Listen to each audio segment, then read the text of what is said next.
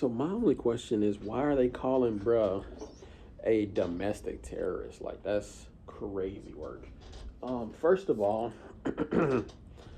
uh, he, I guess he let off a shot before ICE got him or trapped him or whatever ICE did. He let off a shot before that happened. So that was pretty interesting. And then once they hear shots firing, they're authorized to use deadly force because they don't know who's shooting, where it's coming from.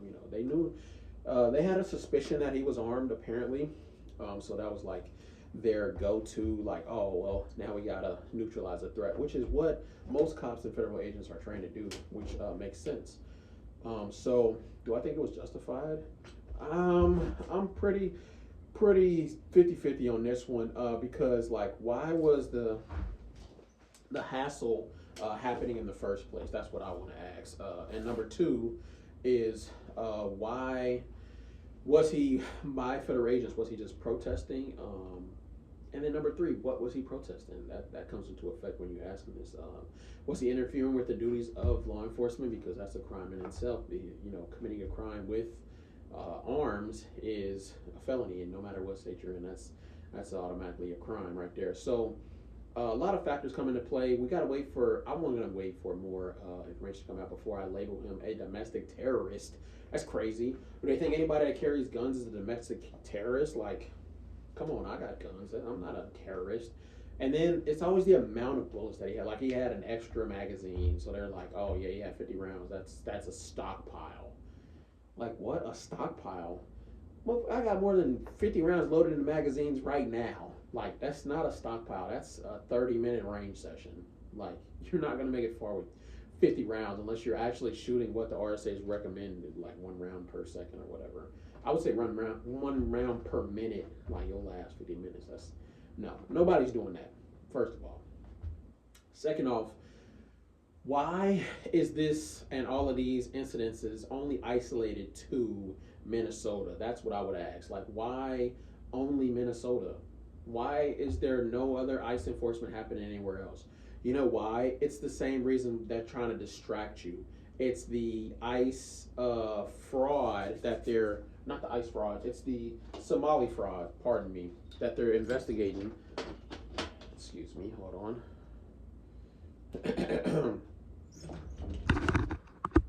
There we go.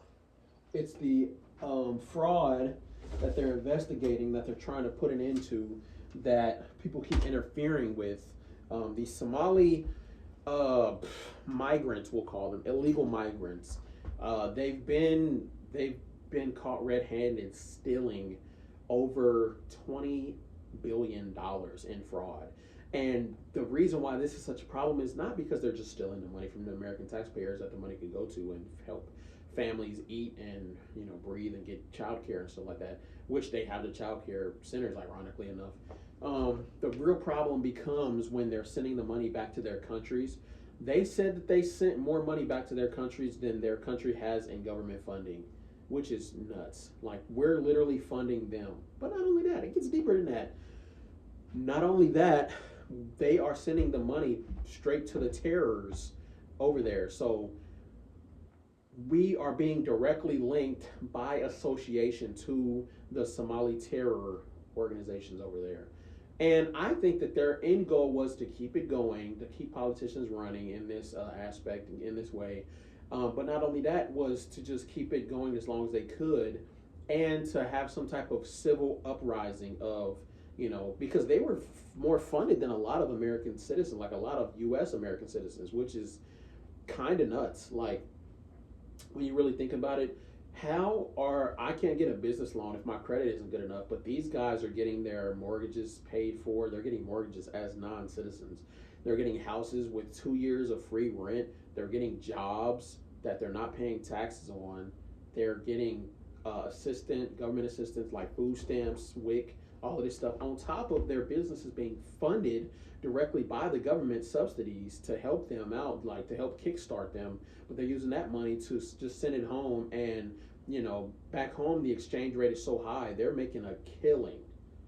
This is not right. We need to stand up for this. Don't be distracted by this ICE stuff that's happening. ICE is they have a 99.9% enforcement rate. Like they're good police officers. They're good federal agents. Like think about how many people have you heard of illegal immigrants killed? Like look up the statistics behind this. How many illegals have killed American citizens? Right? How many have came over this border illegally and committed crimes, violent crimes towards American citizens? Now compare that to how many ICE has killed. 3, maybe, maybe. There are thousands of citizens who have been killed by these illegal immigrants who are very violent, and their country was done with them. So they went on the run and they came here and seeked. They got asylum over here basically. And Joe let it happen like it was nothing. But my biggest problem is why is it such a problem when Trump does it? But when Obama does it, Obama was putting people in cages. Those pictures that are coming out of people in cages, that was from the Obama era. He was putting people in cages. He deported millions more than Trump. Like Trump is almost at 500,000. Obama's he was almost at 4 million. Even if that's 2 million per term, Trump has a long way to go before he's even close to that, right? Why was it not a problem when Obama did it? Because he's black, supposedly. Why is it such a double standard? Just look this up. Don't believe me. Look it up for yourself. Why was it not a problem when they were cheering, saying, I love this man. Get those fuckers out of here. That's what they were saying when Obama was on the press conference saying we need to get these illegals out of here. The deporter-in-chief is what they called him. If I told you who was the deporter-in-chief, you would think Trump, right? Trump has not deported even 1 million people. Obama did almost 4. It was like 3.7 million people that Obama deported single-handedly during both of his terms. So it's okay when you do it, but it's a problem when I do. I'm gonna leave it at that. All right, y'all. Let me know what y'all think about this in the comments down below. What do y'all think about the whole ICE situation? Is it getting out of hand for y'all? Let me know what y'all think in the comments down below. Like, comment, subscribe, like, stay tuned for more. We got more coming. Political Civilian out. Peace.